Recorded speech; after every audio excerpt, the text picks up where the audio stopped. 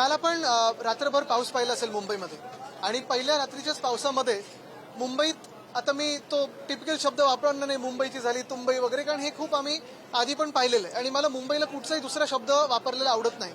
पण मुळात हेच प्रश्न आहेत की जे आम्ही सातत्याने गेले 2-3 महिने ज्या व्हिजिट्स केल्या ओरडून सांगत होतो की नालेसफाई पूर्ण झालेली नाहीये किंवा जी यंत्रणा आहे ती पूर्ण कामाला लागली नाहीये किंबहुना आम्ही जे सांगत होतो की मान्सून पूर्वीच्या ज्या बैठका आहेत आता सत्ता आल्यानंतर तरी घ्यायला सुरुवात करा. गेले 4 वर्ष देखील तुमच्या हातातच सत्ता होती, प्रशासक होते, पण हे सगळं कुठेही काम झालेलं दिसत नाहीये. आणि पहिल्या पावसात मुंबईचे काय हाल झालेत आपण पाहताय.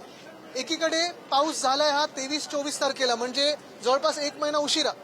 सगळी कामं रस्त्याची कामं असतील इन्फ्रास्ट्रक्चरची कामं असतील नाल्यांची कामं असतील गटारांची कामं असतील हे सगळं पूर्ण करायला तुम्हाला 1 महिना अधिकचा मिळाला आणि ते सगळं होऊनही आज तुम्ही पाहता अंधेरी सबवे असेल गांधी मार्केट वगैरे तो परिसर म्हणजे तिथे आम्ही खरं तर फ्लड फ्री करून दाखवलेलं आणि फ्लड फ्री करून झाल्यानंतर देखील आज तुम्ही पंप चालू नाही करू शकलात, आज तुम्ही यंत्रणा कुठेही ऍक्टिव्ह नाही करू शकलात. काल मुंबई एअरपोर्टवरची अनेक विमानं देखील ही रद्द झालेली आहेत. ही परिस्थिती ही काही विकसित भारतची चित्र नाही आहेत. तुम्ही सांगू शकाल 2047 साठी थांबा म्हणजे पूर येणार नाही, पण आत्ताचं काय हे तुम्ही आज उत्तर देणं गरजेचं आहे. पाणी स्वतः पाहणी करायला गेला आणि पाहणी करायला गेलेला असताना एका ठिकाणी त्यांच्या समोरच एक माणूस उघड्या मॅनहोलमध्ये पडला. मला वाटतं सध्याच्या ज्या महापौर आहेत त्यांना मुंबईत काय चाललंय त्यापेक्षा ढाकामध्ये काय चाललंय ह्याच्यात जास्ती रस आहे, जास्ती इंटरेस्ट आहे आणि म्हणून कदाचित ते बघत असतील त्यांच्या डोळ्यासमोर ढाकाचं चित्र असेल बांगलादेशमधले आणि मुंबईत फिरतायत असं त्यांचं ते व्हर्च्युअल रियालिटीमध्ये झालेलं आहे.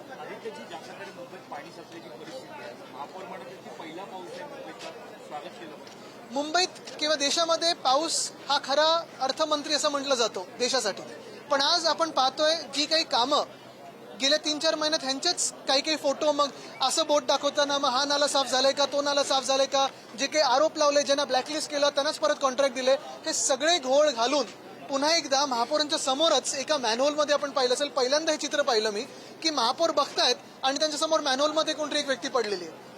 मुद्दा हाच येतो की मुंबईची काळजी ही कशी घ्यायची हे तर ह्याच्यावर तर मला मी सांगणार नाही कारण तुम्हाला कधी मुंबईची काळजी नव्हतीच, पण ज्या कॉन्ट्रॅक्टरबद्दल काळजी आहे ज्या बिल्डरांबद्दल काळजी आहे त्या कॉन्ट्रॅक्टर्सबद्दल त्यांची कामं कशी झालीत ह्याची तर काळजी घ्या.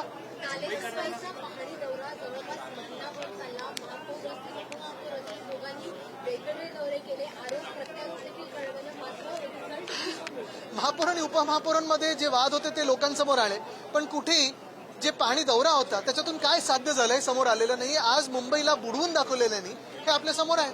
त्याचबरोबर सत्ताधारी आमदार करू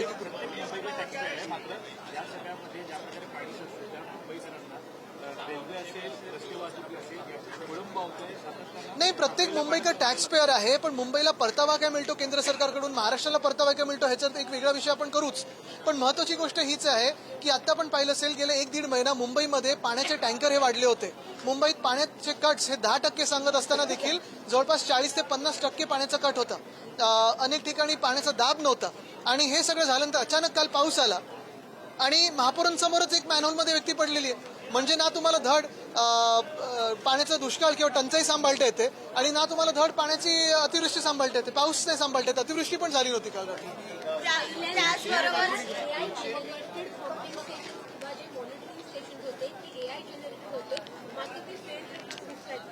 मला वाटतं काय झालंय की आर्टिफिशियल इंटेलिजन्स आणि दुसऱ्या बाजूला ह्या प्रशासकामध्ये नॅचरल स्टुपिडिटी ह्या दोघांमध्ये जो वाद चालू झालेला आहे त्यांनी आपली मध्ये फसगत होते. मराठी म्हणतं सक्रिय